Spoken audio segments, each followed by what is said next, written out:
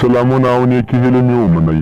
یو ځل بیا ښه راغلاست. په دې ویډیو کې به موږ تاسو ته د صلاح الدین ایوبي د ژوند زیږېدو ځای او وخت او همدارنګه د هغه د شخصیت په اړه لنډ معلومات وړاندې کړو.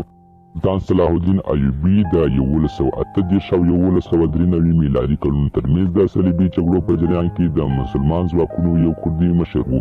د یو مبارز پاچا په حیث په پراخه توګه د هغه درناوی کیږي.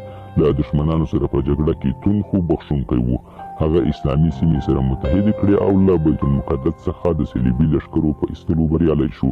سلطان صلاح الدین ایوبي په 1138 میلادي کال کې په یوه کردي کورنۍ کې د تکریت په ښار کې چې اوس د شمالي عراق یوه برخه ده او همدارنګه د صدام حسین د زیږون ځای دی زیږېدلی دی. صلاح الدین په موصله ورپسې د مشق کې لوی شو. هغه په ریاضیاتو، حقوقو او نورو علومو کې زده کړې کړې وې او په ځانګړي ډول قرآن یې مطالعه کړی و.